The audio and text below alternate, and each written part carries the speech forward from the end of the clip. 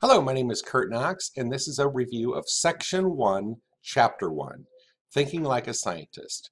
We are on page 6, and if you notice here we have the key terms for this section. This first part talks about Jane Goodall and how she used her observational skills, her predicting skills, her classifying skills to learn about the chimpanzees she studied. If you notice right here, we have a bold sentence. Anytime you see a bold sentence or a bold word, please take note of that because those are very important. Now, this section is broken up into parts. Our first part talks about observing. Okay, this whole section right here, all these paragraphs, paragraph 1, paragraph 2, and paragraph 3, all deal with observing. And if you notice, there's two types of observation. There's a quantitative as well as a qualitative observation. The quantitative observation deals with numbers. The qualitative observation does not deal with numbers. And a lot of people are misinformed when they think observing is only done with their eyes. It's not. It's done with all the senses. You see right here, it's done with seeing, hearing, touching, tasting, as well as smelling. Although most of the time, yes, we observe with our eyes, but not always. We can obviously smell and get a sense of what's happening. On page 8, this page talks about inferring. We have inferring, and all of these paragraphs, paragraph 1, 2, 3, and 4, talk about inferring.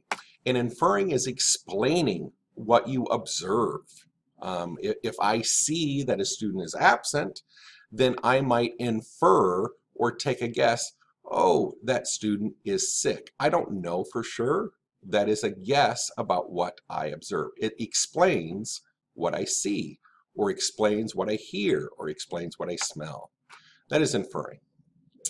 The next part talks about predicting. And again, this section 1, paragraph 1, 2, 3, and 4 all talk about predicting. Predicting and inferring are very similar. It's just that predictions are about the future. It could be a second into the future. It could be a year into the future. Or it could be 10,000 years into the future. It's making a forecast of what will happen in the future based on past experiences. So you might experience cloud cover, a really thick cloud cover, and in the past it's always rained after a thick cloud cover. Well, you'll see clouds, and if you see them very thick, you might predict that it's going to rain. And again, a prediction is not always correct. The next section talks about classifying. Classifying is just a way to group things together. It makes it easier to study, makes things easier to learn. Classifying is grouping items that are alike in some way. And you guys classify things all the time, or you organize things all the time. We try to put all your science stuff into your notebook in one section, and all your history stuff also in another section. That way it's easier for you guys to find your information. Classifying is just the same way. It's grouping stuff that's alike in some way. And then our last part here talks about making models. It starts on page 11, making models, and it continues on to page 12. So making models is a little long, although we don't spend a whole lot of time in this class talking about models. Mainly the models that we do talk about are scale models. That means they're either scaled downward, like if you take the universe and you make a model of the universe, obviously Earth can't be as big as Earth is, so we make it a lot smaller. So that's a scale model.